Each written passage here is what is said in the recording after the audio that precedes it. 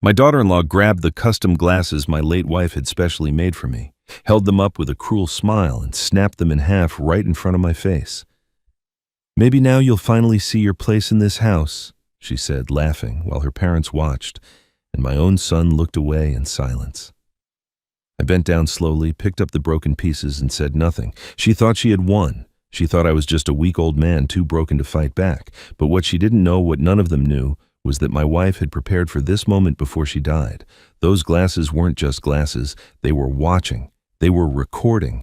Every cruel word, every humiliation, every scheme whispered behind closed doors had been captured, and that was only the beginning. Because when I finally revealed what those glasses contained, my daughter-in-law's smirk turned to pure terror. Her own mother abandoned her in front of everyone. My son, who had been silent for years, finally stood up and exposed her darkest secrets. And the woman who thought she could destroy me discovered that my dying wife had built an unbreakable fortress around everything she tried to steal. If you think you know where this story is going, you're wrong. There are 7 twists coming that will leave your jaw on the floor, and the ending will give you the satisfaction you've been waiting for. But you have to stay until the very last moment, because the biggest revelation comes when you least expect it. This is not just a story about revenge. This is about dignity, about a love that protects from beyond the grave, and about what happens when you push a quiet man too far. My name is Walter Bennett. I spent 40 years as a structural engineer designing bridges and buildings that would outlast the men who built them. I believed in foundations and things that endure, in the quiet strength of structures that hold weight without complaint. I never imagined that the structure I trusted most, my own family, would be the one to crumble beneath me. The morning before everything changed, I woke early as I always do and walked out to Rosemary's garden. She planted those roses the year we moved into this house, and even though she's been gone 3 years now, I tend them every day. It's my way of talking to her, I suppose. I trim the dead leaves, check the soil, whisper things I never got to say before. The cancer took her. That morning the blooms were just opening, red and white against the green, and I thought how she would have loved to see them. I adjusted my glasses, the custom frames she had made for me during her final months, and I could almost hear her voice. "These are special, Walter, more than you know. When I'm gone, they'll watch over you."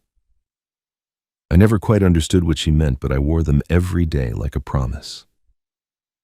By evening, the house was full of noise. Madeline had invited her parents for dinner, Patricia and Frank Lowell, and the air was thick with their laughter and the clink of expensive wine glasses. I stayed mostly in the kitchen, helping where I could, trying to be useful without being seen. That's what I had become in my own home, a ghost who paid the mortgage. My son Nathan barely looked at me when I entered the dining room. He was too busy agreeing with whatever Madeline said, nodding along like a man who had forgotten he ever had a spine. Dinner was roast chicken. Madeline's favorite, though I had prepared most of it while she took credit. I sat at the far end of the table, the seat closest to the kitchen, the seat farthest from conversation. Patricia was telling some story about a vacation home they were considering, and Frank was making comments about investment properties and asset management. Madeline laughed too loudly at everything her father said. Nathan smiled on cue. I ate in silence, watching them perform for each other, wondering when exactly I had become invisible. It happened when I reached for the water pitcher. My hand brushed a wine glass and it tipped, spilling red across the white tablecloth like a wound. The conversation stopped. Madeline's face went cold the way it always does before she strikes. "Honestly?" She said, her voice sharp enough to cut glass. "Can you not do one simple thing without making a mess?" I apologized, reaching for a napkin, but she was already on her feet. She came around the table fast, and before I understood what was happening, she snatched the glasses right off my face. "These ridiculous old things," she said, holding them up. "You can barely see with them anyway. You're blind to everything, Walter. Blind to how much space you take up. Blind to how much you cost us. Blind to the fact that nobody wants you here." Then she snapped them. Right there in front of everyone. The frames cracked. The lenses popped out and shattered on the hardwood floor, and she dropped the pieces at my feet like trash. "Maybe now you'll finally see your place in this house." The room went silent. I looked at Nathan, waiting for him to say something to defend me, to remember that I am his father. He looked away. Patricia smirked into her wine glass. Frank shook his head like I was a dog who had soiled the carpet. No one spoke. No one moved. The only sound was my own breathing, slow and steady, as I bent down and picked up the broken frames. I held the pieces in my hands, feeling the weight of them, the sharp edges where the lenses had cracked, and I remembered Rosemary's words spoken from her hospital bed with a certainty I didn't understand at the time. Those glasses will protect you when I can't. Trust me, Walter. Trust Arthur. I had thought it was the morphine talking. I had thought she was being sentimental. But holding those broken frames, feeling something hard and small hidden inside the twisted metal, I began to wonder if my wife had been planning for this moment all along. I said nothing. I let them think I was broken. I let Madeline feel powerful, and Patricia feel superior, and my own son feel justified in his cowardice. But inside something shifted. Something woke up. I looked at the broken glasses in my hands, and for the first time in 3 years, I felt Rosemary beside me whispering, "Now, Walter, now it begins." That night I sat alone in the room Rosemary and I once shared, the broken glasses resting on the nightstand beside her photograph. Sleep wouldn't come. My mind kept drifting backward to the man I used to be, to the life we built together, before grief hollowed me out and left only this quiet shell behind. I picked up her picture, traced the curve of her smile with my thumb, and remembered when Walter Bennett was not a man who bent down to pick up broken things. I remembered when I was the one others looked to for strength. I met Rosemary in the summer of 1978 at a construction site in downtown Houston. She was an architect consulting on the project, and I was the young engineer everyone warned her about. "He's stubborn," they told her. "Doesn't back down, doesn't play politics." She walked right up to me that first day, blueprints in hand, and said, "I hear you're difficult to work with." I looked at her, this woman with sharp eyes and a sharper mind, and replied, "Only when people are wrong." She laughed, and that was the beginning of everything. We were married within a year, and for the next 4 decades we built a life the same way we built structures, with precision, with care, with foundations meant to last. I was not always silent. There was a time when my voice carried weight, when people listened because they knew I spoke only when it mattered. I remember one incident clearly, maybe 20 years into my career. A young engineer on my team, a man named David Reeves, made a calculation error that could have delayed a major project. The company executives wanted to fire him on the spot, make an example. But I had reviewed the situation, and I knew the truth. The error came from faulty data provided by management, not from David's incompetence. They were looking for a scapegoat, someone to blame, so they wouldn't have to admit their own mistakes. I stood in that boardroom surrounded by men in expensive suits who controlled my salary and my future, and I refused to let them destroy a good man's career for their convenience. "You fire him," I said, "and I walk, and I take the real story with me." They backed down. David kept his job, eventually became a project manager himself. He sent me a card when I retired, thanking me for the moment that changed his life. That was who I was. That was the man Rosemary married. But grief does strange things to a person. When Rosemary died, something inside me went quiet. The world felt muted, like I was watching my own life through frosted glass. I stopped fighting because fighting felt pointless without her beside me. I let Madeline's comments slide because responding required energy I no longer had. I told myself I was keeping the peace, preserving the family, being the bigger person. But I see now what I couldn't see then. I wasn't keeping peace. I was surrendering. And Madeline, with her predator's instinct for weakness, saw my grief and mistook it for submission. She thought my silence meant I had no voice left. She thought my stillness meant I had no fight remaining. She was wrong. The memory came to me unbidden that night, sitting in the dark with Rosemary's picture in my hands. Her final days in the hospital, when the cancer had taken everything except her mind. She was so weak by the end, barely able to lift her head, but her eyes still burned with that fierce intelligence I fell in love with decades ago. She made me lean close, her voice a whisper I had to strain to hear. "Walter, listen to me. If anything happens after I'm gone, if they try to take what's ours, find Arthur Whitman. He knows what to do. Promise me." I promised, though I didn't understand. Then she said something else, something I dismissed as medication-induced confusion.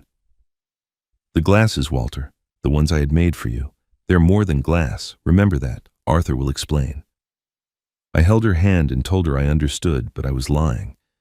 I didn't understand at all. I thought she was saying goodbye in her own way, leaving me with riddles, because she couldn't bear to leave me with nothing. Now, holding the broken frames, feeling that small, hard object hidden inside the metal, I wondered if Rosemary had been clearer than I ever gave her credit for. I set down her photograph and walked to the old desk where we kept our important papers. Somewhere in these drawers was every letter she ever wrote me, every card, every note. I searched for an hour, pulling out memories wrapped in yellowed envelopes until I found what I was looking for. A letter dated 6 months before her diagnosis, addressed to me but never sent. I opened it with trembling hands. The letter spoke of many things: of her love for me, of her fears for the future, of her suspicions about Madeline that she had never voiced aloud. But one line stopped my breath. Arthur Whitman is the only man I trust as much as you. If I'm ever not there to protect you, he will be. I have made sure of it. I read that line 3 times, trying to understand what she meant by made sure of it. What had Rosemary done? What had she prepared? I was still holding the letter when my phone rang, cutting through the silence like a blade. The caller ID showed a name I hadn't seen in months, a name I hadn't thought about since Rosemary's funeral: Arthur Whitman. My hand was steady as I answered. "Walter?" Arthur said, his voice calm and deliberate. "We need to talk. Rosemary left instructions. It's time you knew what she planned." Arthur's office was located in a modest building on the quieter side of Houston, away from the glass towers and bustling traffic of downtown. I arrived the next morning, having barely slept, my mind churning with questions I had carried for 3 years without knowing they needed asking. The receptionist recognized my name and led me directly to Arthur's door. He stood when I entered, and for a moment we simply looked at each other. Arthur Whitman was 62, a few years younger than me, with silver hair and the kind of calm demeanor that made you trust him before he spoke a single word. He had been Rosemary's attorney for nearly 2 decades, and I remembered now how she always insisted on handling legal matters herself, how she would visit this office alone and return with papers she filed away without explanation. I had never questioned it. I trusted her completely. Now I understood she had been building something I was never meant to see until I needed it. Arthur gestured to a chair and closed the door behind us. "Thank you for coming, Walter. I know this is difficult." I sat down, the broken glasses still in my jacket pocket, a weight I couldn't bring myself to leave behind. "You said Rosemary left instructions," I replied. "I need to understand what she did." Arthur nodded and opened a folder on his desk, spreading documents across the surface like a map to a territory I never knew existed. "Before she died," he began, "Rosemary created what's called a living trust, the Rosemary Bennett Living Trust to be exact. She placed the house, your savings accounts, your investment portfolio, and several other key assets under its protection. Legally, these things don't belong to you directly, Walter. They belong to the trust, and the trust has very specific conditions governing how those assets can be accessed, transferred, or claimed." I stared at the papers, trying to absorb what he was telling me. "I don't understand. The house is in my name. We bought it together 40 years ago." Arthur shook his head gently. "It was in your name. Rosemary had it transferred to the trust 18 months before she passed. She did it quietly, legally, without alerting anyone. The same with your bank accounts and retirement funds. On paper, you're the beneficiary and the trustee, which means you control everything as long as you're alive and competent. But the assets themselves are shielded. No one can take them from you through manipulation, coercion, or fraud. Not Nathan, not Madeline, not anyone." He paused, letting the weight of his words settle. "Rosemary knew Walter. She saw what Madeline was long before any of us did. She set this up specifically to protect you." I thought of all those visits to Arthur's office, all those papers Rosemary filed away, all those times she told me not to worry about the details. She had been constructing a fortress around me, brick by brick, while I remained blissfully unaware. "But why didn't she tell me?" I asked. Arthur's expression softened. "Because she knew you would have stopped her. You would have said it was unnecessary, that families should trust each other, that Nathan would never allow anything to happen to you. She loved you too much to let your faith in others leave you vulnerable." He leaned forward slightly. "The trust has what we call protective clauses. They remain dormant under normal circumstances. But if there's ever documented evidence of abuse, exploitation, or fraud against you, those clauses activate. Full protection. Complete asset lockdown. Anyone attempting to harm you financially or otherwise would find themselves legally exposed and entirely shut out."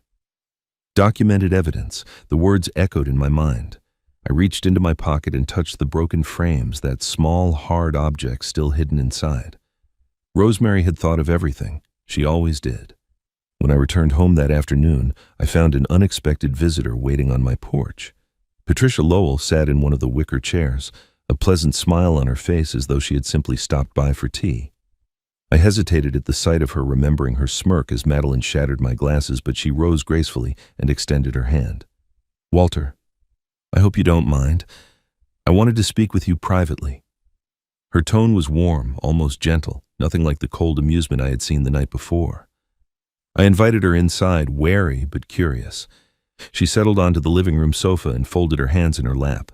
"I want to apologize for last night," she said. "Madeline can be intense. She gets that from her father, I'm afraid.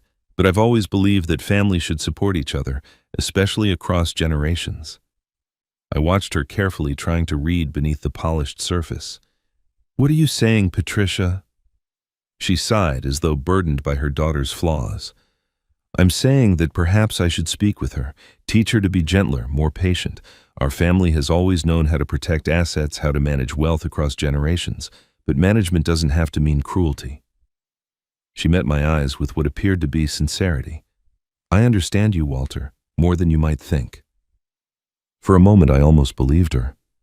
Perhaps Patricia was different from her daughter.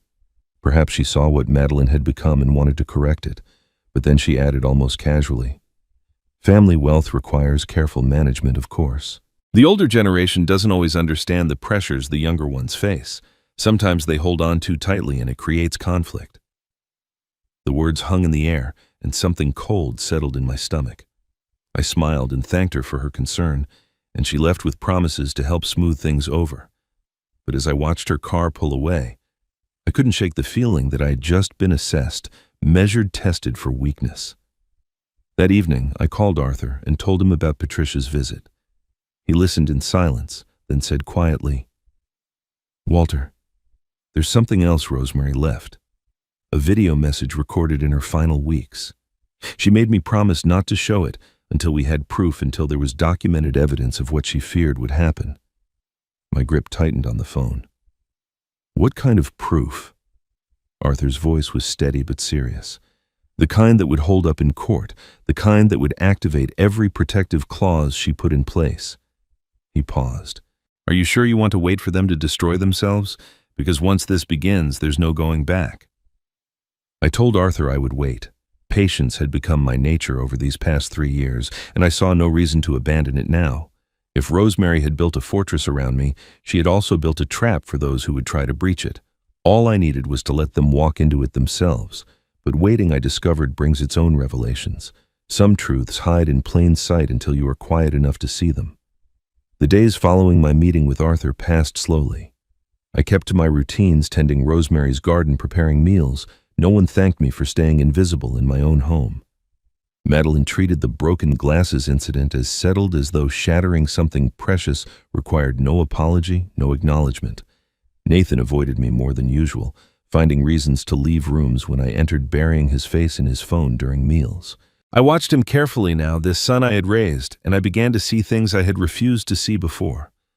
It was on a Thursday evening that the past came flooding back. I was in the hallway outside Nathan's home office, having gone to ask him a simple question about a utility bill, when I heard voices through the partially open door. Nathan was on the phone, and something in his tone made me stop. "I can't stand up to him," Nathan said, his voice low and strained. "You know what I owe him. If he ever found out the full truth, if people knew what really happened." There was a pause, and I recognized Madeline's voice on the other end, sharp and dismissive, though I couldn't make out her words. Nathan continued, almost pleading, I know, I'm doing everything you asked. Just give me more time." I stood frozen in that hallway, my hand inches from the door, and suddenly I was transported back 15 years to the worst secret I had ever kept. Nathan was 30 then, ambitious and impatient, convinced he had inherited his mother's business instincts without any of the caution that tempered her decisions. He came to me one evening, pale and shaking, and confessed that he had invested $80,000 of his savings into what turned out to be a fraudulent investment scheme. The money was gone. His credit was destroyed. He was facing potential legal consequences for unknowingly participating in what authorities were investigating as a pyramid operation.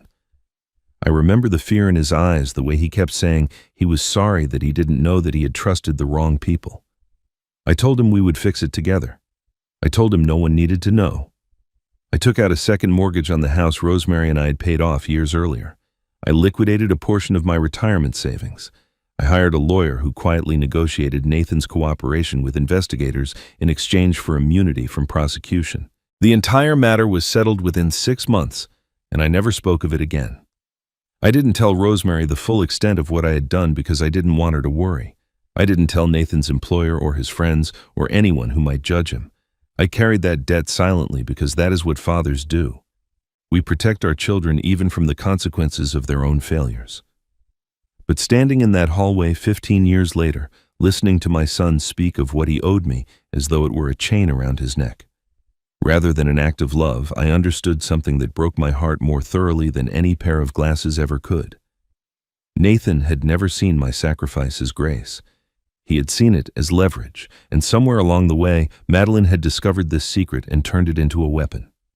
She controlled him, not through love or respect, but through the threat of exposure, the fear that his father might finally see him for what he was. His silence at the dinner table, his refusal to defend me, his constant capitulation to her demands, none of it was simply weakness. It was the behavior of a man being blackmailed by his own wife.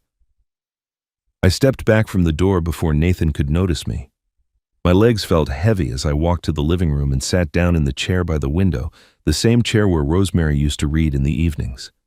I thought about all the times I had defended Nathan over the years, all the excuses I had made for his passivity, all the hope I had clung to that he would eventually find his courage. I had been protecting him his entire life, and he had learned nothing from it except how to remain protected. Later that evening, Nathan found me in the garden. The sun was setting, casting long shadows across Rosemary's roses, and I was trimming dead leaves with the slow precision of a man with nowhere else to be. He stood at the edge of the flower bed, hands in his pockets, looking more like a guilty child than a 45-year-old man. "Dad," he said quietly, "I'm sorry. I know I owe you more than I can ever repay." I looked at him, searching for something in his face, some sign of the boy I had raised, the son I had believed in. "What exactly are you sorry for, Nathan?" I asked. He opened his mouth, then closed it again. He couldn't say it. Even now, even standing in his mother's garden with the weight of years between us, he couldn't bring himself to name the truth. He simply shook his head and walked back inside. I watched him go, this man who shared my blood but seemed to have inherited none of my backbone. For 45 years I had protected this boy, covered his mistakes, defended his choices when others questioned them, and he had repaid me with silence when it mattered most, with cowardice when courage was required. I closed my eyes and let the evening air wash over me. "I protected the wrong person," I whispered to Rosemary's roses, "but maybe it's not too late for him to choose differently." The next morning, I drove to the cemetery where Rosemary rests. It was early, the sun barely risen, the air still cool with the remnants of night. I needed to be somewhere quiet, somewhere I could think without the weight of that house pressing down on me. More than that, I needed to talk to my wife. The living may not hear the dead, but I've always believed the dead hear us. And there were things I needed to say that only Rosemary would understand. Her grave sits beneath an old oak tree, the headstone simple and elegant, just as she would have wanted. I brought fresh roses from her garden, the red and white blooms she loved most, and placed them in the small vase embedded in the ground. Then I lowered myself onto the stone bench nearby, feeling every one of my 70 years in my knees and back. And I began to speak. "I don't know if you can hear me," I said softly, "but I think you knew this day would come. You always saw things before I did. You saw Madeline for what she was. You saw Nathan's weakness. And you prepared for all of it while I was too blind to notice." The wind stirred the branches above me, and I imagined it was her response, gentle and patient as always. My mind drifted back to our 40th anniversary, a milestone I had wanted to celebrate with something grand, a trip to Italy perhaps, or a party with all the friends we had accumulated over 4 decades of marriage. But Rosemary insisted on something quiet, just the two of us, dinner at home, followed by an exchange of gifts. I gave her a pearl necklace that had belonged to my mother.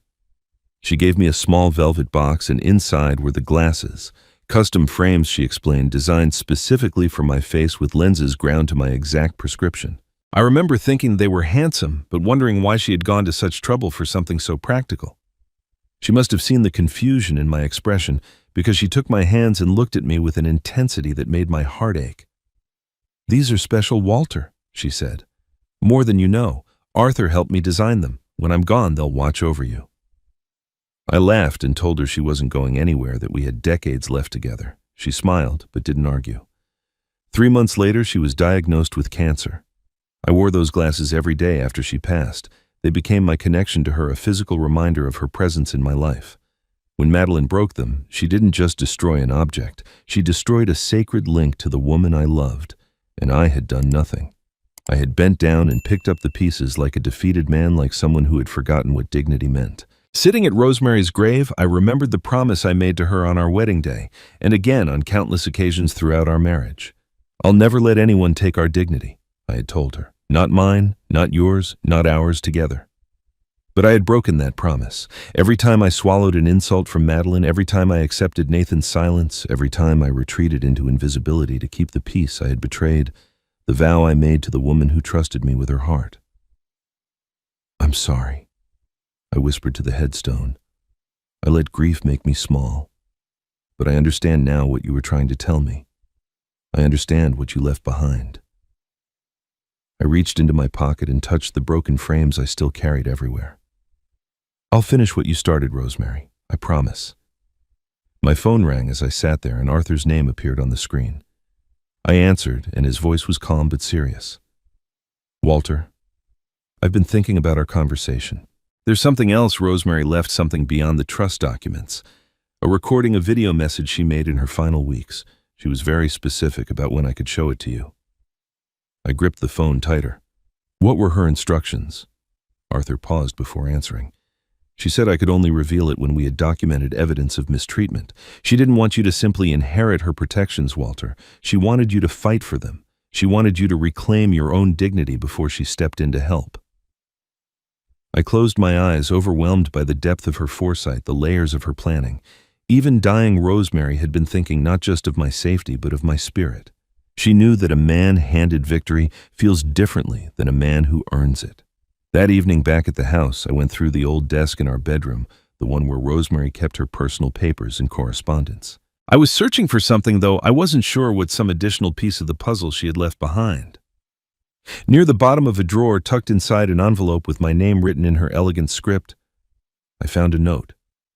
The paper was fragile, the ink slightly faded, but her words were clear. "The glasses see what you cannot. Arthur will explain when the time comes. Trust him as you trust me. And remember, my love, I would never leave you unprotected."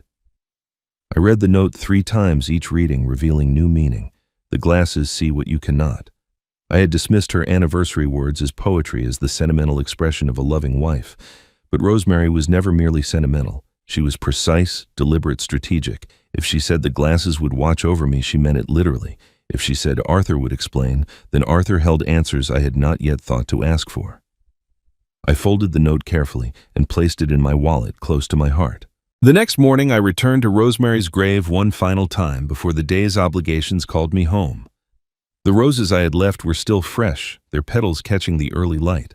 I stood before her headstone, the wind carrying the familiar scent of her favorite blooms, and I felt something shift inside me. The grief was still there, would always be there, but it no longer weighed me down. It lifted me up. "I understand now," I said softly. "You never left me unprotected. You just wanted me to fight for myself first." The days that followed felt different. I moved through the house with new purpose, no longer drifting like a ghost, but observing like an engineer, surveying a structure for hidden flaws. Rosemary had taught me to look beneath surfaces, to question what seemed solid, to trust my instincts when something felt wrong. And something about Patricia's visit continued to trouble me. Her words had been kind, her manner sympathetic, but there was a calculation behind her eyes that I couldn't forget. She had assessed me that day, measured me, and I needed to understand why. I began organizing the old files in our home office documents that had accumulated over decades of marriage and family life. Rosemary had always been meticulous about record keeping, and after her death, I had simply added to the piles without sorting through them. Now I worked methodically, creating order from chaos, and in doing so, I discovered things that had been buried for years. Bank statements, tax returns, correspondence, all of it, telling the story of a life built on careful planning. But it was in a folder labeled Nathan and Madeline that I found what I wasn't looking for. The folder contained documents from their wedding financial records from the early years of their marriage and correspondence that Rosemary had printed and saved for reasons I never understood until now. Among the papers was an email exchange archived and forgotten dated 7 years ago. The sender was Patricia Lowell. The recipient was Madeline. I almost set it aside, assuming it was nothing more than family chatter, but Rosemary had highlighted certain passages in yellow marker. My wife never highlighted anything without purpose. The first email was from Patricia to Madeline, sent shortly after Madeline's grandmother had been moved to a nursing facility. "Don't feel guilty about Grandma," Patricia had written. "She didn't need that big house.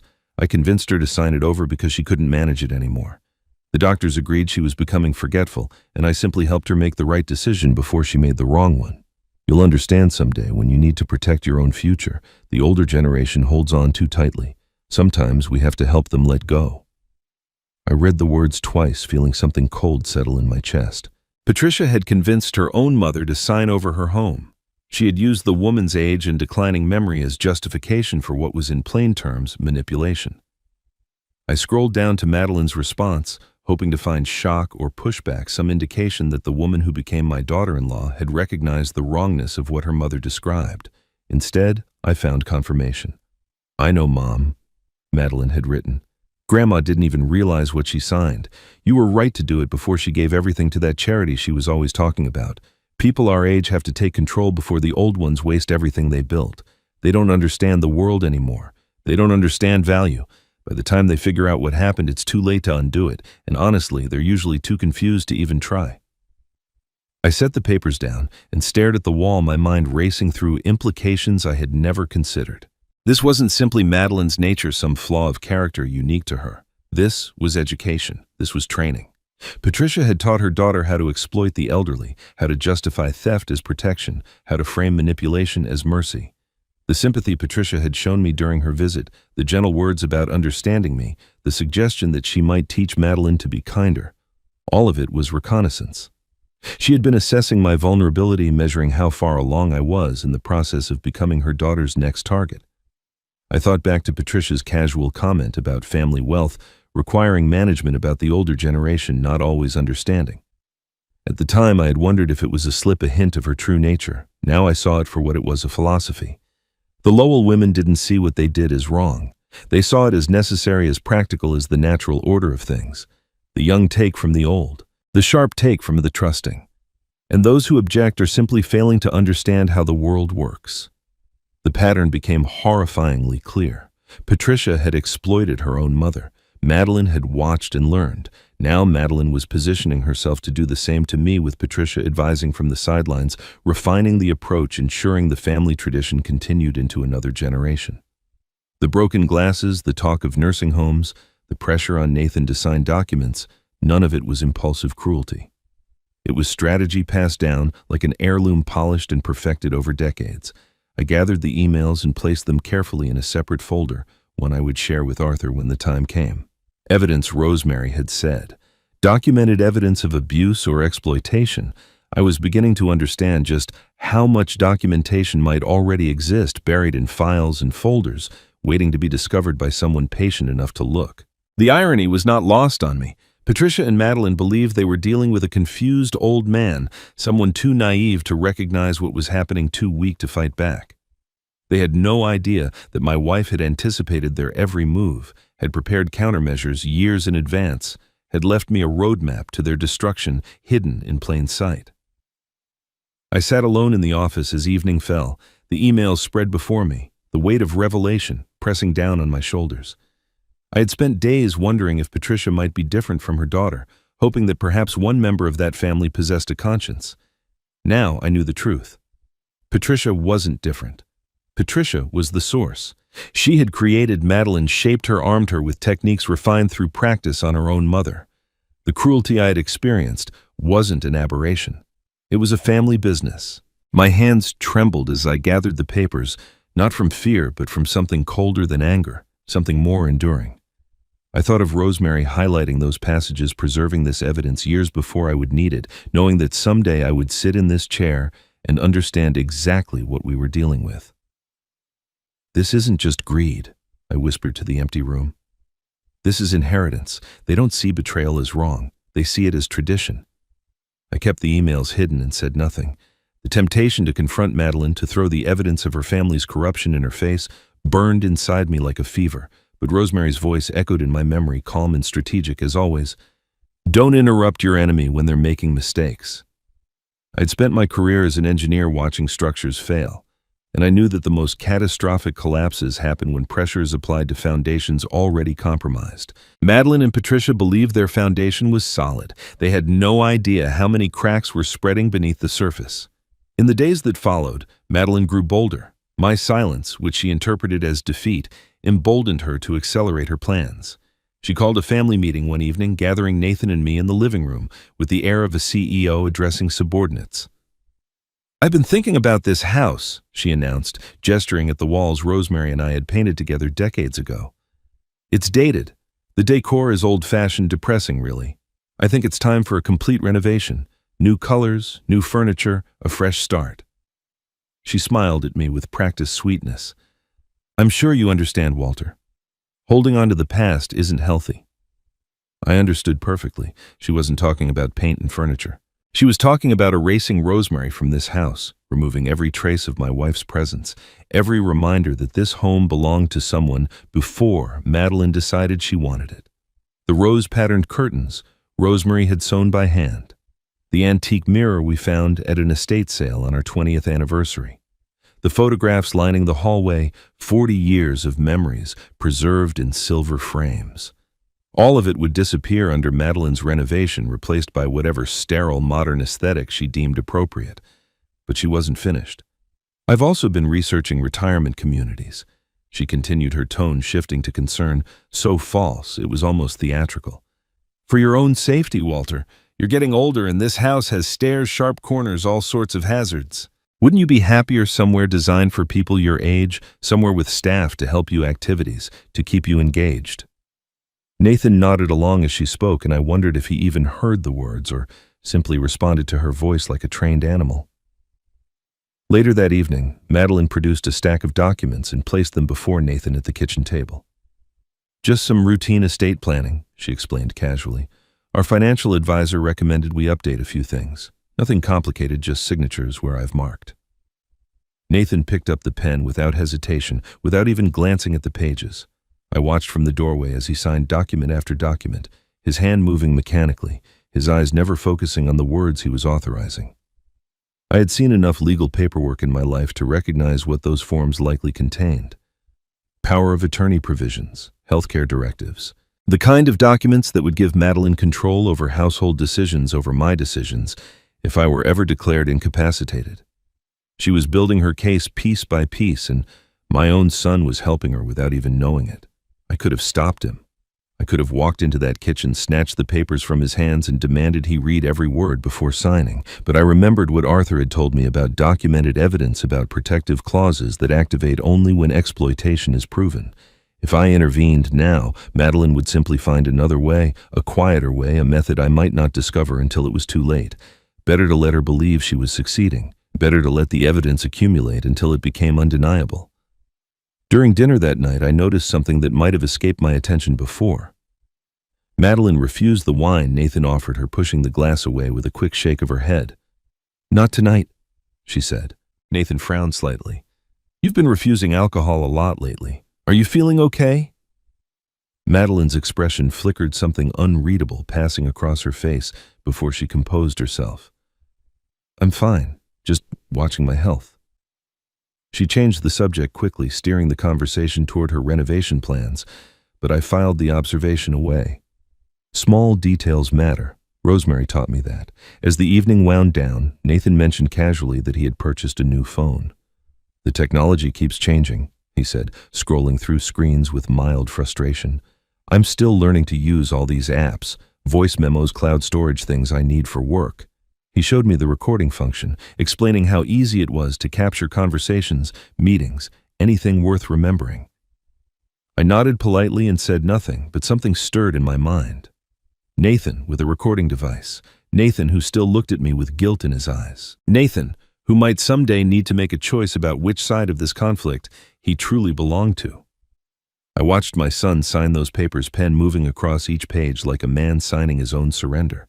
He didn't read a single word. He didn't ask a single question. He simply trusted his wife because trusting her was easier than thinking for himself. I could have stopped it. I could have warned him. But some lessons only land when the student discovers the cost themselves. A week passed before Arthur called me to his office again. His voice on the phone carried an urgency I hadn't heard before, a tension beneath his usual calm that told me something significant had developed. I drove across town with the broken glasses in my pocket, a habit I couldn't seem to break, and found him waiting at his desk with a thick folder open before him. The expression on his face confirmed what I had suspected: the situation was escalating faster than either of us had anticipated. "I've been doing some investigating," Arthur began, gesturing for me to sit. "Quietly through channels Rosemary helped me establish years ago. Financial advisors, legal contacts, people who notice when certain documents get filed." He slid the folder across the desk toward me. "Madeline has been busy, Walter, very busy." I opened the folder and found a collection of records, copies of forms, financial statements, correspondence. Arthur had documented everything the trust structure Rosemary had created. Madeline's recent inquiries into the property value of my home, the documents Nathan had signed without reading. But it was the final item that stopped my breath. "She's contacted a doctor," Arthur said quietly, "a psychiatrist who specializes in cognitive evaluations for elderly patients. She's building a case to have you declared mentally incompetent." He let the words settle before continuing. "If she succeeds, if a court grants her guardianship over you, she controls everything. Your finances, your healthcare decisions, where you live. The trust protections Rosemary put in place would be challenged, possibly overturned. You would become, legally speaking, a child in her care." I stared at the doctor's name on the document, a specialist in geriatric psychiatry whose practice catered to families seeking to manage aging relatives. The same tactic Patricia had used on her own mother.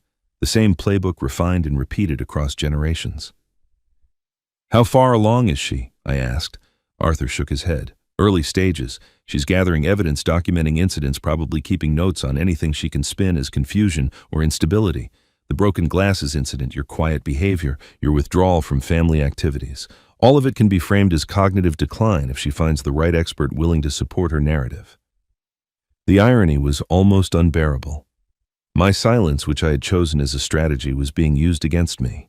My patience was being reframed as passivity. Everything I had done to avoid confrontation was becoming evidence that I was losing my mind. 2 days later, Madeline organized a small family gathering, an excuse to show off the renovation samples she had collected. Patricia and Frank attended, inspecting fabric swatches and paint chips as though they were already decorating their daughter's inheritance. I stayed in the corner watching, waiting, and I noticed something I hadn't expected. Patricia pulled Madeline aside near the kitchen, her voice low, but not quite low enough to escape my hearing. "You're pushing too hard, too fast," Patricia murmured, her expression tight with concern. "These things take time. If you rush, you make mistakes. Be careful." Madeline dismissed her with a wave of her hand. "I know what I'm doing, Mother. He's practically handing it to us." Patricia's jaw tightened, but she said nothing more. For the first time, I saw doubt in her eyes. Not moral doubt, but strategic doubt. She wasn't worried about what they were doing. She was worried about how they were doing it. After the gathering, I returned to Arthur's office with the broken glasses. He had asked to examine them more closely, and I had finally agreed. I watched as he held the frames up to his desk lamp, turning them slowly, studying the construction with the focus of a man who knew exactly what he was looking for. "Rosemary had these custom-made," he said carefully, "through a friend of mine who specializes in security equipment. Surveillance technology mostly, corporate clients, high-net-worth individuals who need protection without visibility." He paused, adjusting his grip on the twisted metal. "Did she ever explain to you what was inside these frames?" I shook my head, my heart beginning to pound. "She said they would watch over me." I thought she was being poetic. Arthur's expression was unreadable as he held the broken frame up to the light. Something small glinted inside the metal, barely visible. tiny lens no larger than a grain of rice embedded in the joint where the temple met the front piece. "Walter," Arthur said slowly, his voice heavy with implication, "do you know what a covert recording device looks like?" I stared at the tiny lens glinting in the broken frame, my mind struggling to comprehend what Arthur was showing me. A recording device, hidden in the glasses Rosemary gave me on our anniversary. The glasses I had worn every day for 3 years through every meal, every conversation, every humiliation Madeline had inflicted. "I don't understand," I said, though I was beginning to understand all too well. Rosemary put a camera in my glasses. Arthur set the frames down gently and leaned back in his chair. Not just a camera, a micro camera with audio recording capability embedded in the frame joint. State-of-the-art technology, the kind used by private investigators and security professionals. It activates automatically when worn and stores footage to a wireless backup system. He paused, letting the information settle. Rosemary arranged everything through my contact in the security industry. She paid for 10 years of cloud storage and automatic backup. Every moment those glasses were on your face, Walter, they were recording. The implications crashed over me like a wave. Every dinner where Madeline had belittled me, every comment about my age, my usefulness, my place in the house, every whispered conversation I wasn't supposed to hear, all of it captured, preserved, stored somewhere beyond Madeline's reach. "But she broke them," I said, touching the twisted metal. "The night she snapped them in half, she destroyed the device." Arthur shook his head slowly, a faint smile crossing his face. "She destroyed the hardware, yes, but the footage had already been uploaded. The system backs up continuously to a secure server. Everything recorded up to the moment of destruction is preserved, including," he added meaningfully, "the destruction itself." I sat in stunned silence as Arthur explained the legal framework. Texas, he told me, is a one-party consent state. This means that as long as one person in a conversation consents to being recorded, the recording is legal. Since I was wearing the glasses, since I was present for every conversation captured, the footage was entirely admissible. "Rosemary thought of everything," Arthur said. "She knew the technology, she knew the law, she made sure that whatever evidence these glasses collected would hold up in court." He opened his laptop and began typing, accessing what he called the secure archive. "Under Texas Human Resources Code, Chapter 48, what you've experienced constitutes elder abuse. Emotional abuse specifically, which includes verbal assaults, threats, intimidation, and humiliation. The footage shows a pattern of behavior designed to isolate you, demean you, and ultimately strip you of your autonomy." He looked at me with the gravity of a man delivering a verdict. "Combined with the documents Nathan signed the guardianship inquiry and the emails you found about Patricia's treatment of her own mother, we have more than enough evidence to pursue criminal charges against Madeline. This isn't just family conflict, Walter. This is a prosecutable offense." Criminal charges. The words hung in the air between us. I thought of Madeline's confident smile, her casual cruelty, her absolute certainty that she was untouchable. I thought of Patricia coaching her from the sidelines, passing down techniques perfected on her own mother. They had believed they were dealing with a helpless old man, someone too weak and confused to fight back. They had no idea that my dying wife had turned my everyday eyewear into a silent witness, capturing every crime they committed against me. But I felt no triumph, no satisfaction. What I felt was awe deep and humbling at the woman I had been married to for 40 years. Rosemary had known this day would come. She had seen Madeline's true nature long before I had recognized the threat while I remained blind to it. And instead of warning me, instead of creating conflict that might have torn our family apart while she was still alive, she had quietly prepared. She had built defenses I would only discover when I needed them most. She had protected me from beyond the grave. "She was always watching over me," I said softly, more to myself than to Arthur. "Even when I thought I was alone, she was there." Arthur nodded, his expression gentle. "She loved you more than you know, Walter.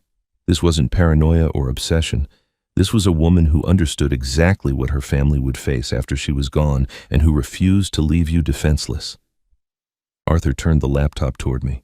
"I think you should see some of the footage," he said carefully. "Not all of it, not yet, but enough to understand what we have." He clicked a file, and suddenly I was looking at myself on screen, sitting in the living room of my own home, the familiar surroundings rendered strange by the angle of the hidden camera. The timestamp showed a date from 3 weeks ago, an ordinary evening I barely remembered. Then Madeline's voice cut through the speakers, sharp and contemptuous. "You're nothing but a burden, Walter. Do you know that every day you shuffle around this house taking up space, eating food you didn't pay for, breathing air that would be better used by someone who actually contributes? When you're gone, no one will even notice. Nathan certainly won't miss you. He'll be relieved. We all will." On screen, I watched myself sit motionless, absorbing the words without response. I remembered that moment now, remembered the cold weight of her contempt settling over me like a shroud. I had said nothing because I believed silence was wisdom. I'd endured because I thought endurance was strength. Arthur paused the footage. "There's hours more," he said quietly.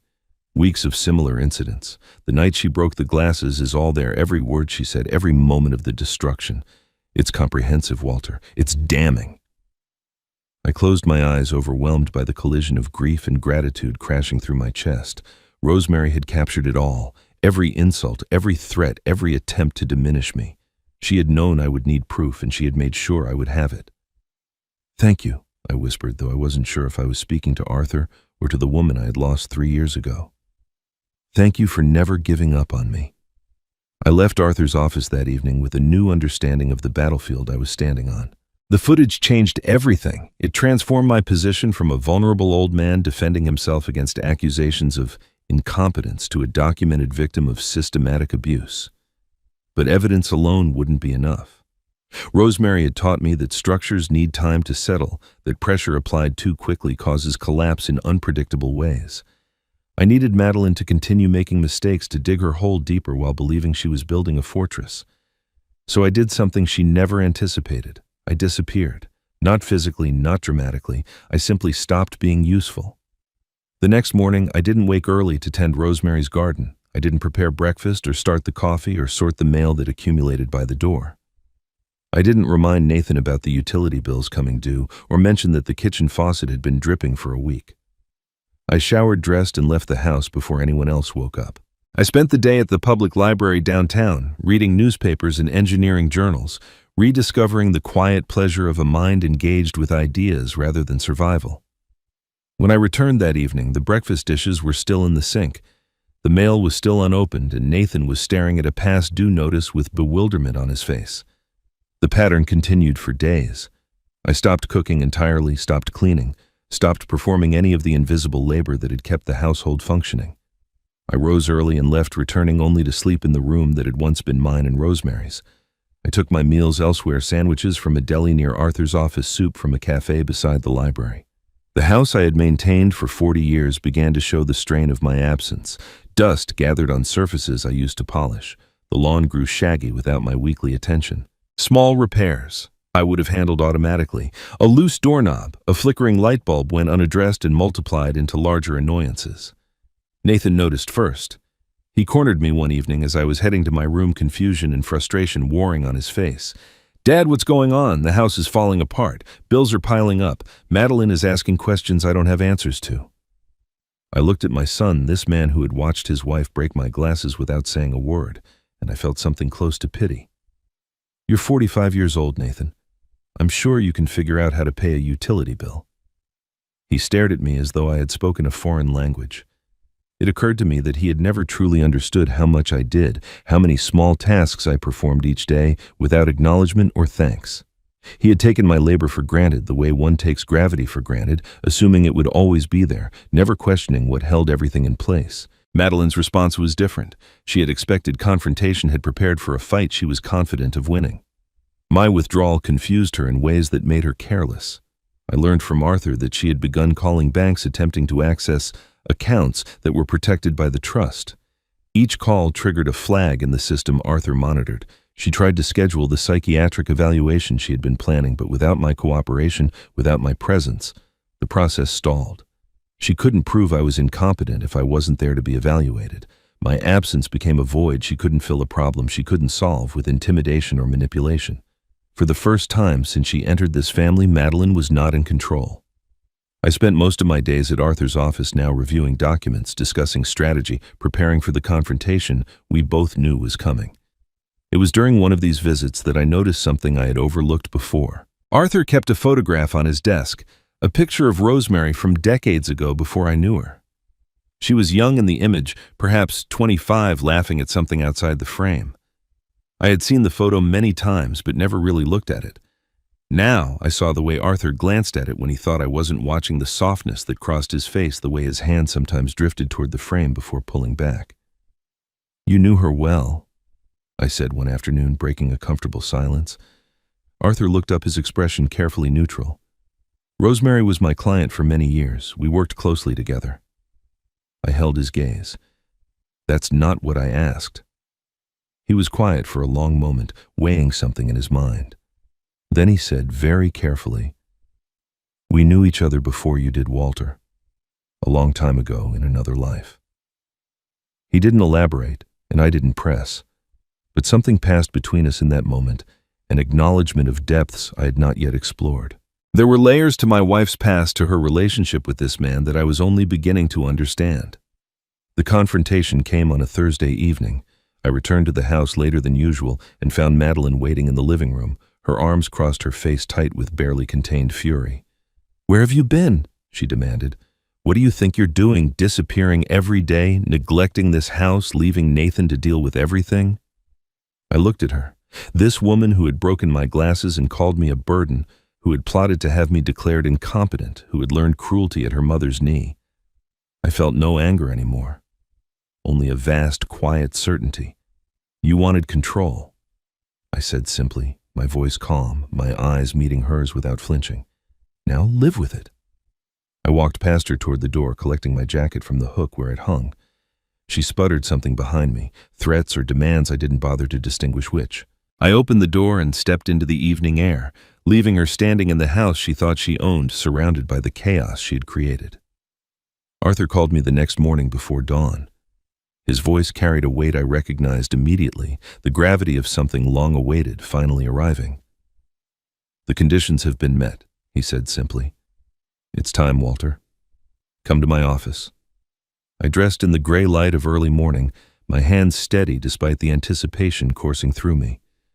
3 years of grief, weeks of revelation, and now the final piece of Rosemary's design was about to be revealed.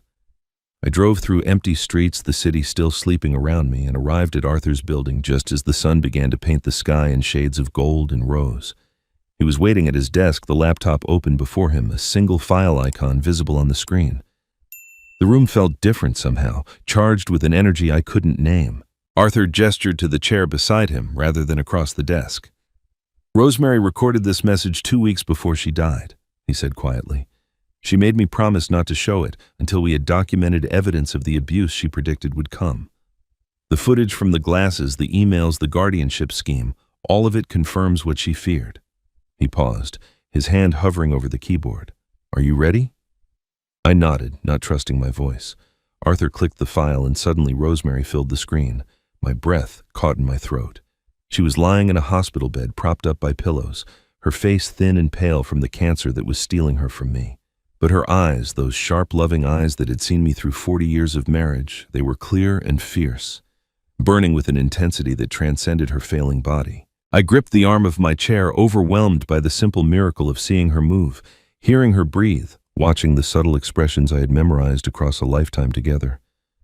"My love," she began, her voice weaker than I remembered, but steady nonetheless. "If you're watching this, then I was right about Madeline. I'm sorry I never told you what I saw. I know you, Walter.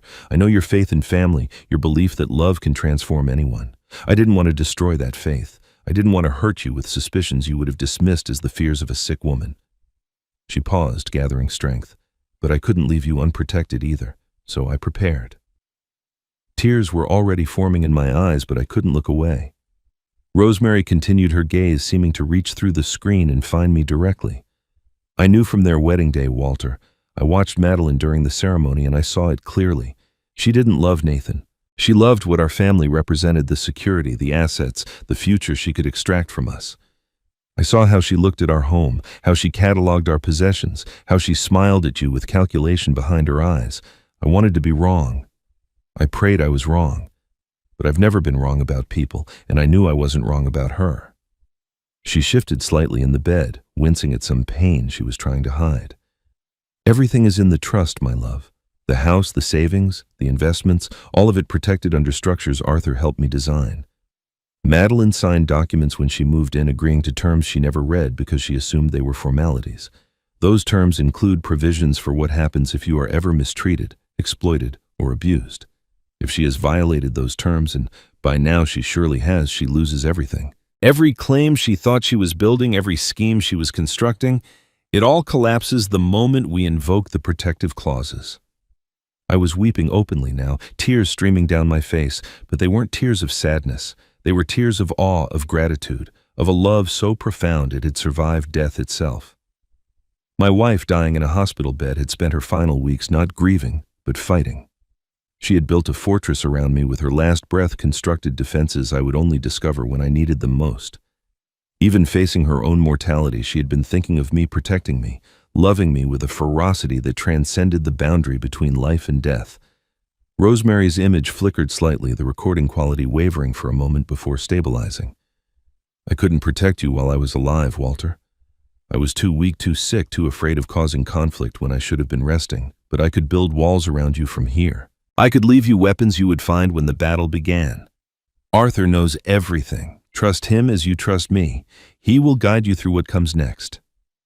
She leaned forward slightly, her eyes glistening with tears of her own.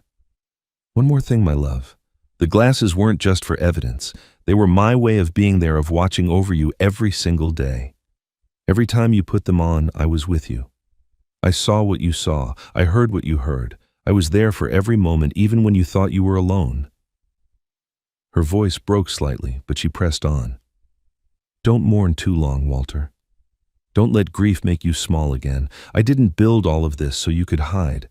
I built it so you could fight, finish what I started, reclaim your dignity, and know that wherever I am proud of the man you are becoming.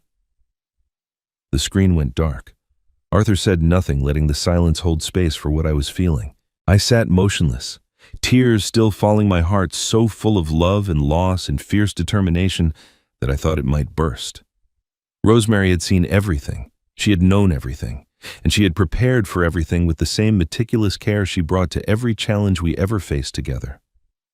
She loved you beyond measure, Arthur said softly. I've never seen anything like what she built for you, Walter. It took her months to design, to document, to ensure every piece was legally sound. She was dying, and she spent that time making sure you would be safe. I wiped my eyes and looked at the blank screen where my wife's face had been. I won't let her down, I said, my voice rough but certain. Everything she built, everything she sacrificed, I will honor it. Madeline has no idea what's coming. I spent the following days preparing with Arthur, organizing the evidence, reviewing the legal strategies Rosemary had outlined. The footage from the glasses, the emails documenting generational exploitation, the trust documents with their protective clauses, all of it formed a case that grew stronger with each passing hour. But I had not anticipated how quickly Madeline would escalate, nor had I foreseen what would happen when she finally pushed Nathan too far. It was late afternoon when Nathan appeared at Arthur's office. I hadn't seen my son in nearly a week, not since I had walked out of the house and left Madeline standing in her self-created chaos. He looked different, somehow older, the lines around his eyes deeper, his shoulders carrying a weight I recognized as conscience, finally awakening. Arthur excused himself to give us privacy, closing the door softly behind him. Nathan stood in the middle of the room, unable to meet my eyes, his hands trembling slightly at his sides. She found a doctor, Nathan said without preamble. A psychiatrist willing to sign papers saying you show signs of cognitive decline, memory issues, confusion, inability to manage daily affairs. He swallowed hard. She's been planning this for weeks, Dad. She wanted me to file for guardianship to become your legal guardian so we could control your finances, your health care, everything. The words hung in the air between us, confirmation of what Arthur and I had suspected, spoken aloud by the last person I expected to deliver it. I said nothing, waiting. Nathan continued, his voice growing steadier as confession poured out of him. She presented me with the papers this morning, said it was for your own good, that you were clearly losing your mind, that disappearing every day and neglecting the house proved you couldn't take care of yourself. She had everything prepared, the doctor's evaluation, the court forms. All I had to do was sign. He finally looked at me, and I saw tears forming in his eyes. She put the pen in my hand, Dad. She stood over me and told me to sign. And I almost did. I almost let her make me do it. What stopped you? I asked quietly. Nathan's face crumpled. Mom? I heard Mom's voice in my head clear as if she was standing right there. The last thing she ever said to me before she died. She made me promise Dad. She held my hand and looked right into my eyes and said, "Never let anyone take your father's dignity. Whatever happens after I'm gone, protect him."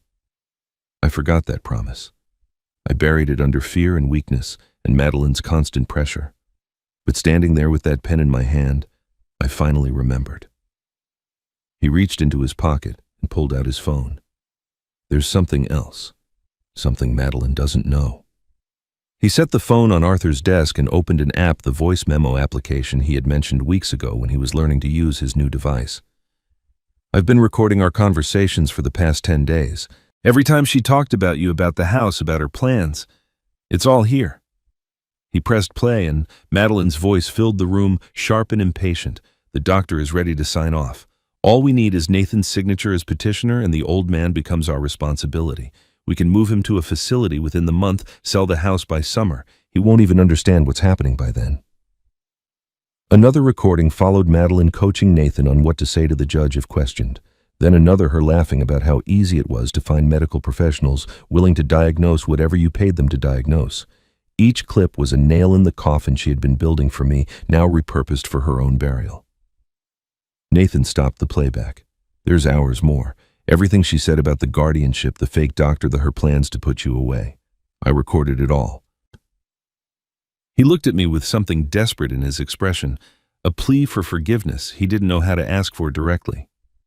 When I refused to sign, she lost control. Started screaming that she would file the papers herself, that she didn't need me, that I was as useless as you were. And then, he paused, something shifting in his face. She got sick. Right in the middle of her tirade, ran to the bathroom and vomited. I've noticed it happening more often lately, the nausea, the fatigue, the way she's been avoiding alcohol for weeks. My heart contracted. Nathan, is she? He nodded slowly. I asked her directly. She didn't deny it. She's pregnant, Dad. She's carrying my child, and she still wanted me to help her destroy you. The weight of that revelation settled over both of us. A grandchild. Rosemary's blood continuing into another generation, but growing inside a woman who had just tried to have me declared incompetent and institutionalized. Nathan straightened some of the weakness I had seen in him for years, finally beginning to recede. I'm not signing anything. I told her that. She threatened me, said she would expose what happened 15 years ago, the money I lost, the shame of it. I told her I didn't care anymore. I told her I would rather face that shame than betray my father again. He moved toward the door, then turned back. She's going to come after you harder now, Dad. She knows I'm not on her side anymore. But I have the recordings. I have proof of everything she planned, and I'm not going to look away this time. I stood and crossed the room to where my son waited. For a moment, we simply looked at each other, all the years of disappointment and distance and unspoken hurt passing between us. Then I put my hand on his shoulder. Your mother would be proud of you, I said. It took longer than she hoped, but you finally remembered who you are. Nathan's eyes filled with tears again, but he didn't look away. I'm going to make it right, Dad. Whatever it takes. He opened the door and stepped out. Phone in his pocket, his mother's voice echoing in his mind. I watched him go, this son who had finally chosen to stand, and I felt something I hadn't felt in years. Hope that the man I raised might still exist beneath all those layers of fear and compromise. Hope that Rosemary's faith in him had not been entirely misplaced. Madeline scheduled the family meeting for Sunday afternoon, sending formal invitations as though she were hosting a charity gala rather than orchestrating my destruction. She invited her parents, a handful of neighbors she had cultivated as witnesses, and even the family accountant, people she believed would lend credibility to the guardianship petition she planned to present as a compassionate family decision. She chose the living room of the house Rosemary and I had built together, arranging chairs in a semicircle facing the fireplace where she would stand and deliver her performance. She had no idea that Arthur and I had been preparing for this moment for weeks, that Nathan had already made his choice, that every piece of her carefully constructed scheme was about to collapse around her. I arrived early, taking my usual seat by the window, the same chair where Rosemary used to read in the evenings. The guests filtered in over the next half hour, Patricia and Frank settling into positions of prominence near the front, the neighbors exchanging awkward pleasantries, everyone sensing that something significant was about to unfold. Nathan came in last, his face carefully neutral, his phone resting in his jacket pocket. He caught my eye briefly and gave an almost imperceptible nod. We were ready. Madeline began her presentation with practiced concern, speaking of her worry for my well-being, my recent erratic behavior, my withdrawal from family life. She painted a picture of a confused old man wandering the streets, neglecting his responsibilities, possibly suffering from early dementia. She referenced the doctor she had consulted, the professional opinion that I might no longer be capable of managing my own affairs. She proposed with great reluctance and heavy heart that the family consider a guardianship arrangement with herself and Nathan as co-guardians to ensure I received the care I deserved. Several of the neighbors nodded sympathetically. Patricia watched with the cool approval of a mentor observing a student's final exam. The doorbell rang. Madeline frowned clearly, not expecting additional guests. Nathan moved to answer it, and a moment later Arthur Whitman walked into the living room. He carried a leather briefcase and wore the calm expression of a man who had been waiting a very long time for this moment. "My apologies for the interruption," he said, his voice carrying clearly across the room. "I'm Arthur Whitman, legal representative for the Rosemary Bennett Living Trust. I believe this gathering concerns my client's interests, and I have documentation that should be presented before any decisions are made." Madeline's composure flickered. "This is a private family matter. You have no right to be here." Arthur smiled politely. "On the contrary, the trust grants me explicit authority to intervene in any proceedings that threaten the beneficiary's welfare, and I have evidence that suggests this meeting is not what it appears to be." He opened his briefcase and withdrew a laptop, setting it on the coffee table and turning it so the screen faced the assembled guests. "What I'm about to show you was recorded over the past several months by a device Mrs. Rosemary Bennett had installed before her death. Texas is a one-party consent state, and Mr. Bennett was present for all conversations captured. This footage is legally obtained and fully admissible." He pressed play. The room watched in growing horror as scene after scene unfolded on the screen. Madeline berating me at dinner, calling me a burden, telling me no one would notice when I was gone. Madeline breaking my glasses, her voice sharp and cruel as she told me to learn my place. Madeline discussing finances with Nathan, her contempt for me barely concealed. The footage was comprehensive, devastating, and undeniable. Several of the neighbors shifted uncomfortably in their seats. The accountant stared at Madeline with dawning disgust. Patricia's face had gone very still. When Arthur stopped the playback, Nathan stood. "There's more," he said, his voice steady despite the tension in his shoulders. He pulled out his phone and opened the voice memo app.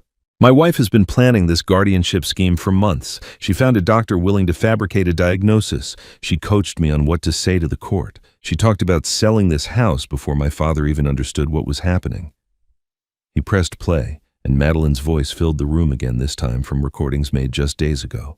Her plans laid bare, her manipulation exposed, her contempt for me captured in her own words. Madeline's face had gone white. She looked around the room, desperately searching for an ally, finding only averted gazes and expressions of revulsion.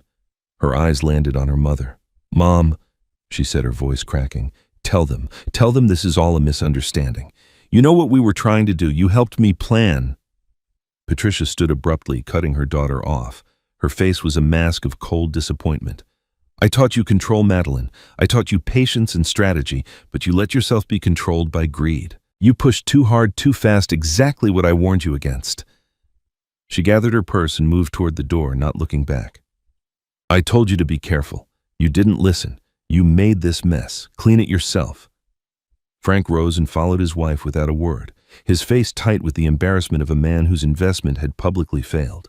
The neighbors began making excuses, gathering their things, desperate to escape the wreckage of what they had witnessed.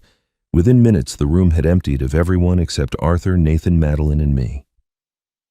She stood alone in the center of the floor, surrounded by chairs that had held her witnesses, her supporters, her carefully assembled audience, all of them gone, all of them turned away. "This isn't over," Madeline hissed, her voice trembling with fury and fear. "I'll fight this. I'll tell everyone these recordings were faked, manipulated. No one will believe." Everyone already believes, Arthur interrupted calmly. They saw your face when you heard your own voice. They watched your mother abandon you.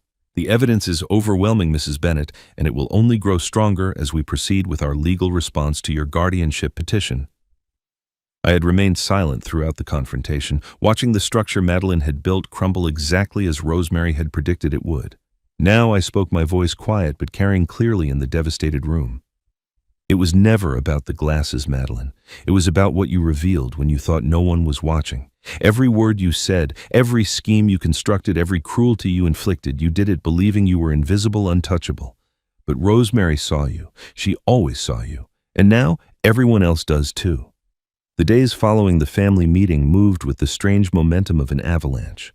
Once the first stone had shifted, everything else followed with unstoppable force. Arthur worked quickly, filing formal charges with the county district attorney's office before Madeline could mount any kind of defense or counter-narrative. Elder abuse under Texas Human Resources Code. Chapter 48. Attempted fraud through the falsified guardianship petition. Conspiracy to falsify medical documents.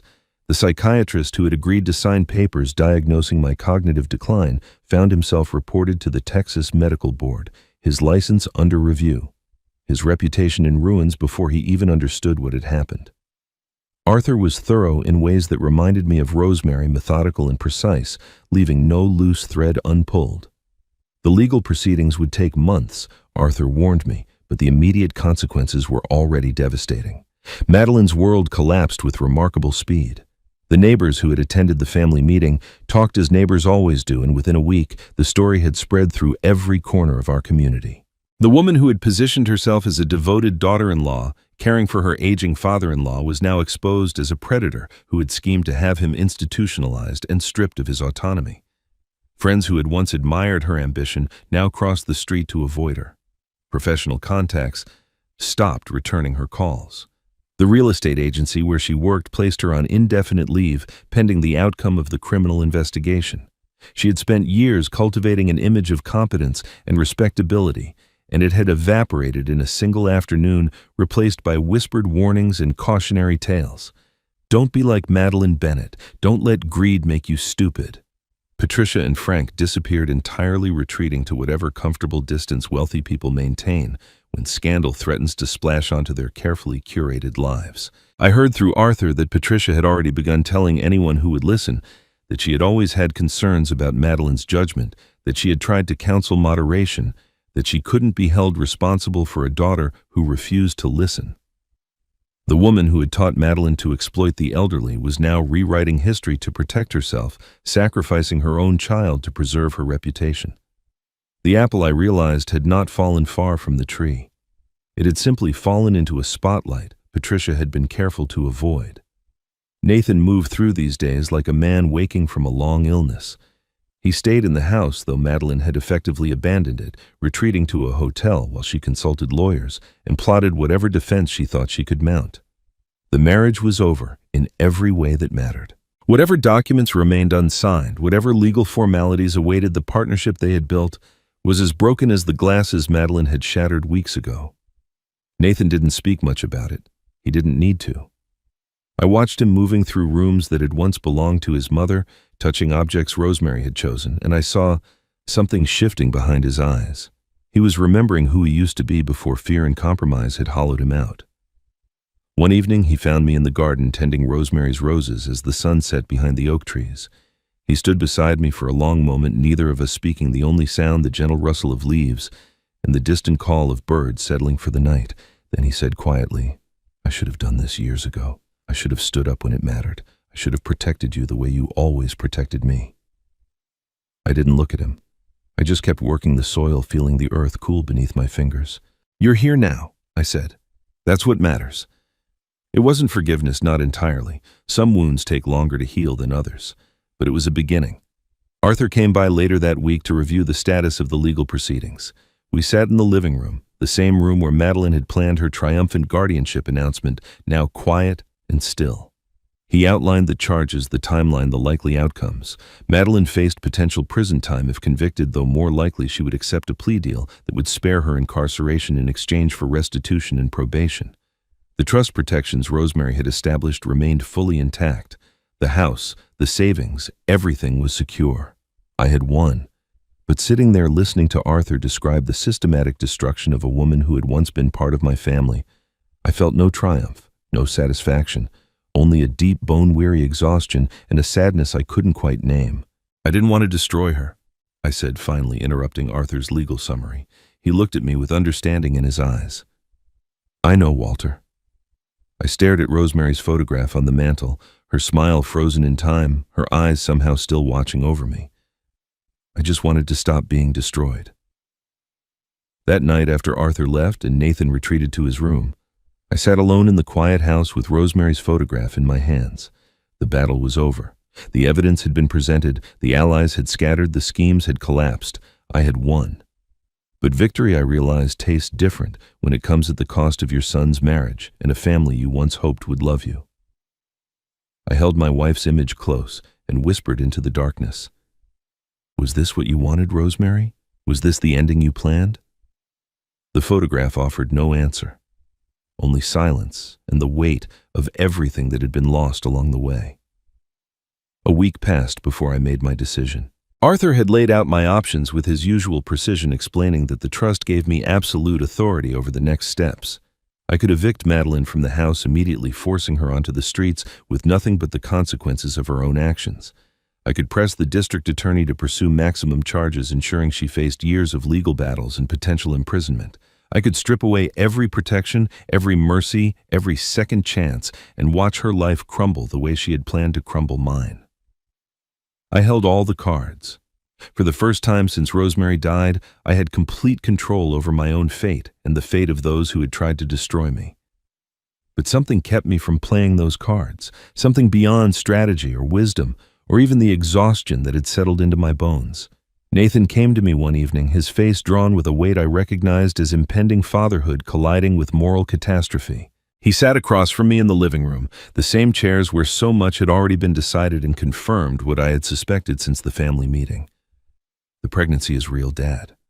I went with her to the doctor yesterday. She's 3 months along. It's definitely mine. He paused, struggling with words that seemed inadequate for the complexity of what he was feeling. I don't know what to do. I don't know how to be a father to a child whose mother tried to have my own father institutionalized. I looked at my son, this man who had finally found his courage after decades of hiding from it, and I thought about Rosemary. I thought about the grandchild she would never meet, the continuation of her bloodline growing inside a woman who had tried to erase her memory from this house. I thought about what my wife would have wanted, what she would have counseled if she could speak to me from wherever she was watching. Rosemary had built walls around me, but she had never been cruel. She had prepared weapons, but she had never sought destruction for its own sake. She believed in consequences, yes, but she also believed in redemption. She would not have wanted her grandchild to pay for sins committed before they were even born. I asked Arthur to arrange a meeting.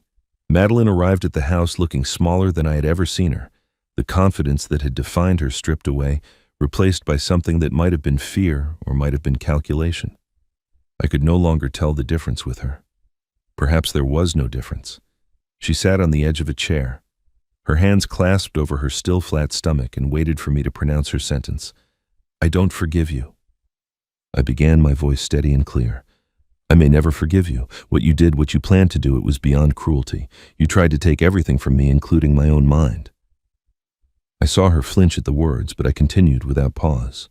However, the child you're carrying is part of Rosemary.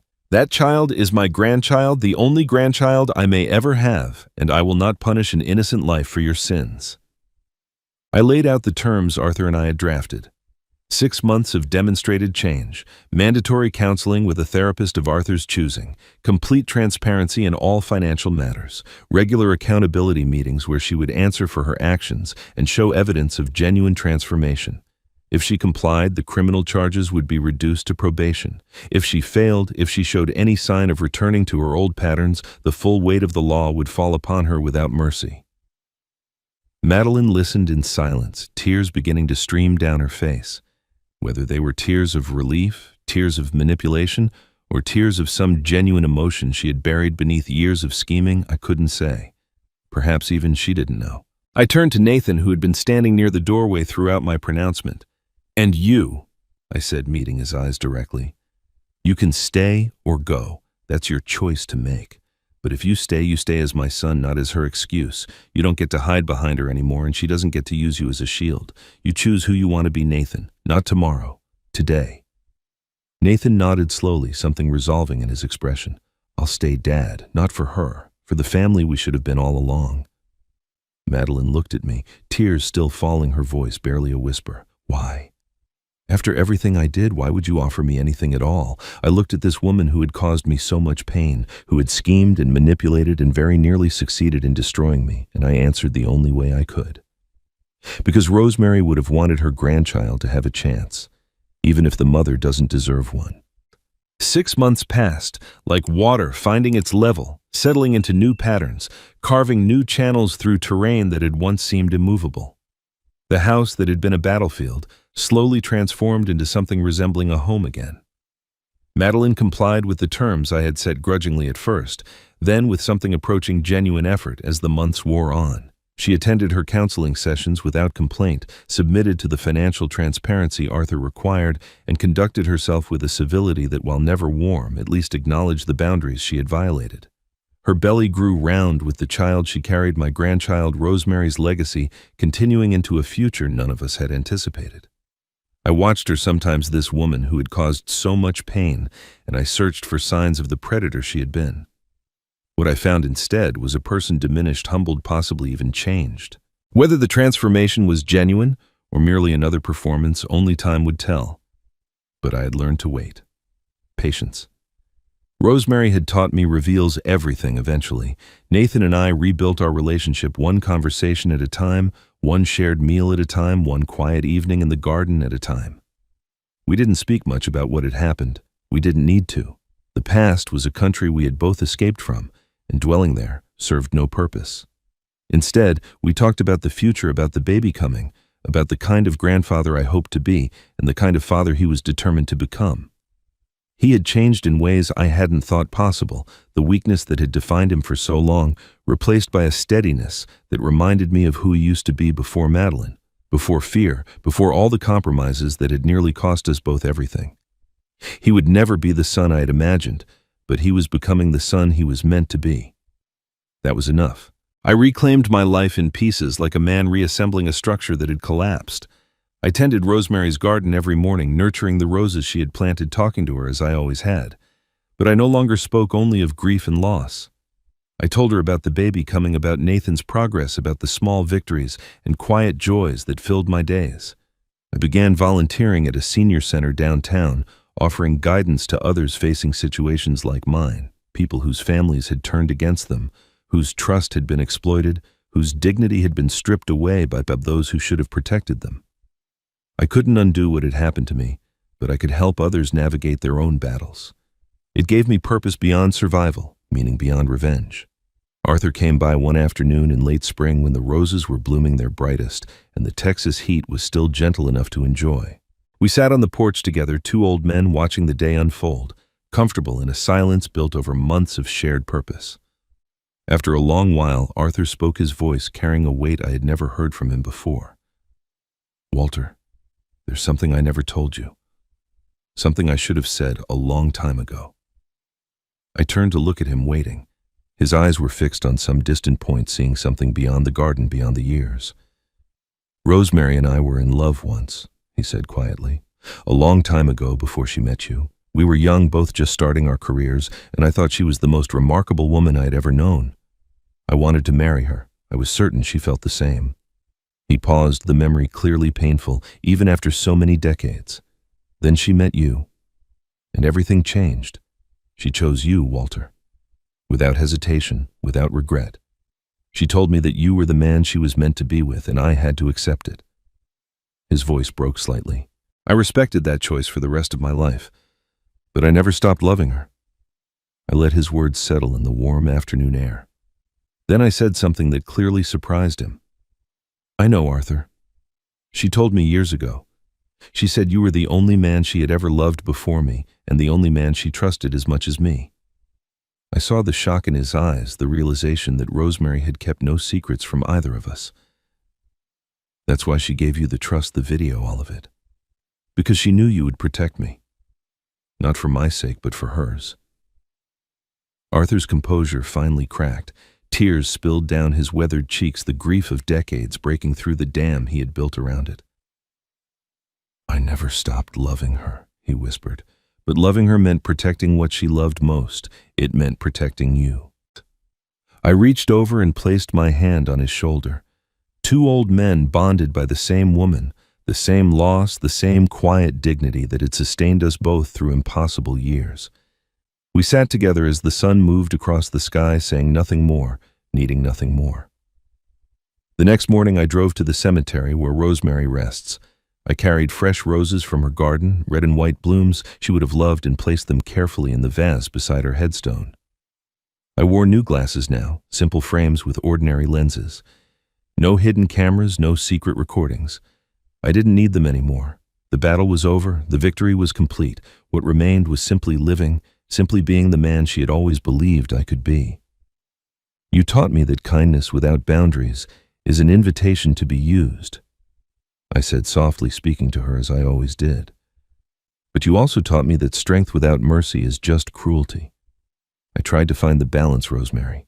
I tried to honor what you built without becoming something you wouldn't recognize. I hope I got it right. The wind stirred the roses around me, carrying their fragrance through the morning air. I stood in the warm Texas sunlight, feeling it wash over my face like a blessing, like forgiveness, like love that transcends even death. I had lost my glasses that night when Madeline broke them.